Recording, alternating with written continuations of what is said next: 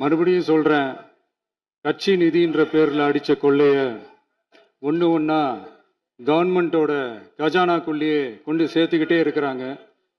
இப்பவும் சொல்றேன், மக்கள் பணத்துல இருந்து ஒரு பைசா கூட தொடமாட்டோம், தொடவும் விடமாட்டோம், தொட்டா விடமாட்டோம், இதுக்கு முன்னாடி தொட்டவங்களையும் விடமாட்டோம்.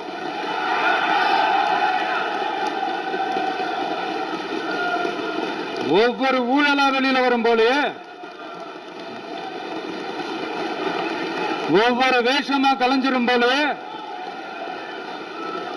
இங்க இருக்கிற நிறைய பேரு நடுங்கி போய் இதுல நம்ம மேல அவதூறு வேற. இப்ப புதுசா ஒரு வெப்பன் ஒண்ணு கொண்டு வந்திருக்காங்க. அது என்ன தெரியுமா? அவங்க தயவால தான் நம்ம ஆட்சி நடக்குதான். மக்கள் தயவால இந்த ஆட்சி நடந்துகிட்டு இருக்கு. மனசாட்சி உள்ள சக்திகளோட ஆதரவால இந்த ஆட்சி நடந்துகிட்டு இருக்கு. அனுப்பி வச்சோம், நாங்க தான் அனுப்பி வச்சோம் அப்படின்றாங்களே. அனுப்பி வச்சவங்களுக்கு மினிஸ்ட்ரியில இடம் கொடுத்தா ஏன் கதறீங்க?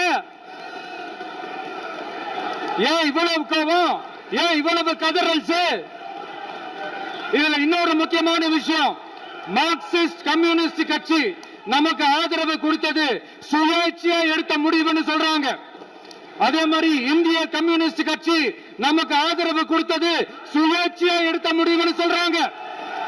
இதுல எங்க இருந்து நாங்க தான் அனுப்பி வச்சோம் புரியலையே. மக்களுக்கு நல்லா புரியும்.